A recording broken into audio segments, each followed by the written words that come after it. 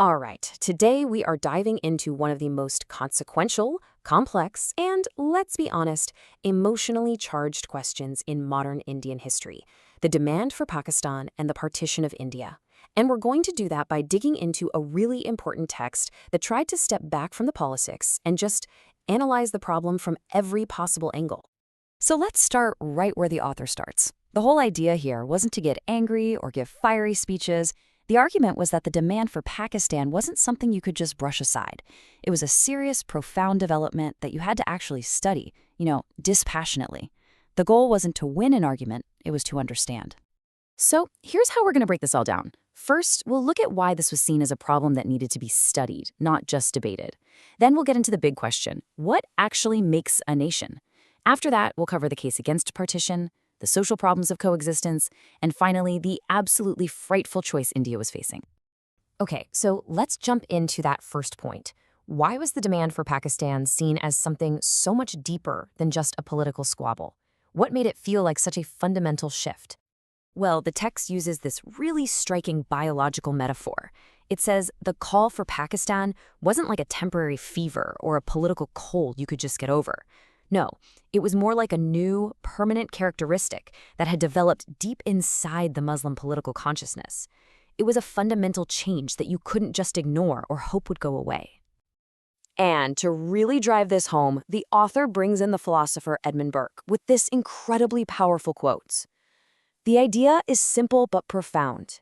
You can't rule a people by constantly trying to crush them. Sure, force might work for a little while, but it's no way to actually govern. It's a short-term fix, not a long-term solution. So this idea of a deep, unshakable feeling, it leads us straight to the absolute core of the whole debate. What even is a nation? Is it just lines on a map, a shared language? The source we're looking at says, nope, it's something way, way more powerful than that. So the way this text frames it, nationality isn't about geography at all. It's a feeling. It's that sense of oneness, that feeling that these are my people. But it's also a two-sided coin. It creates this powerful bond with your own group. And, just as importantly, it creates a sense of anti-fellowship with those who are not in your group. And this slide, wow, it just lays out the argument so clearly. The text basically says, look, Hindus and Muslims were drawing their inspiration from completely different and often opposite historical wells. The heroes for one community were often the adversaries for the other.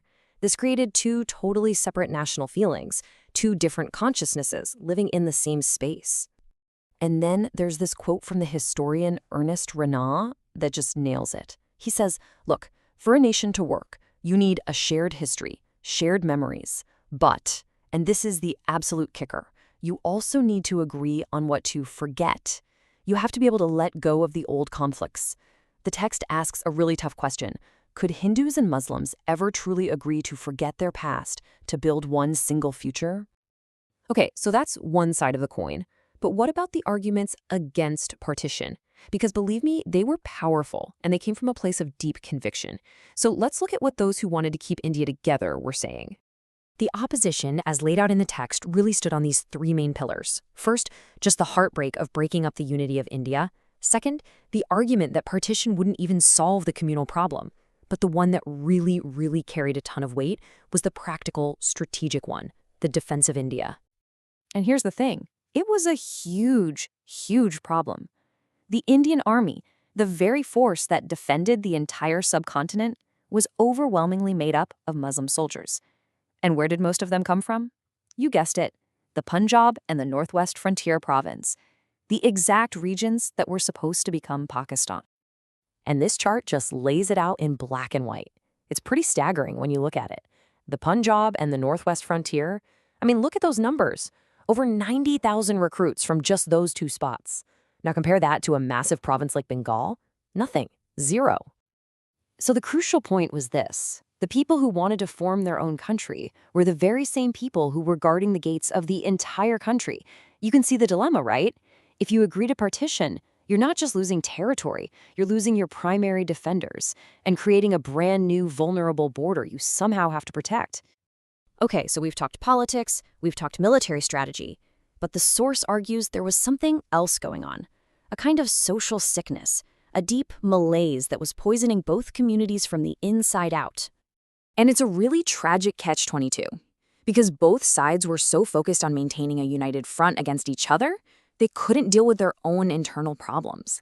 I mean, think about it. How can you have a messy, controversial debate about social reform, say the caste system or practices like purdah, when you're told that any internal disagreement is a sign of weakness that the other side will immediately exploit? So you end up with this vicious cycle, right? You see the other side as a threat, so your number one priority becomes unity at all costs. That means you have to shut down any of those difficult, messy internal debates about reform. And what's the result? Nothing changes. Progress just grinds to a halt. Both societies get stuck, unable to fix their own problems, because they're so busy focusing on the threat from outside.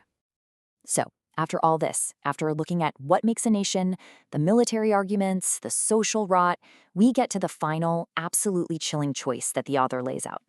This wasn't just a political disagreement anymore. It was a choice between two fundamental, cherished ideals. Pakistan or no Pakistan?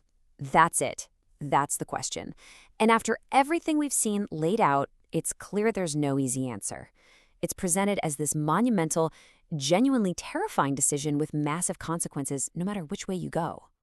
But then, the author does something brilliant. He reframes the entire debate. He basically says, you know what? You're asking the wrong question. This isn't really about one country versus two countries.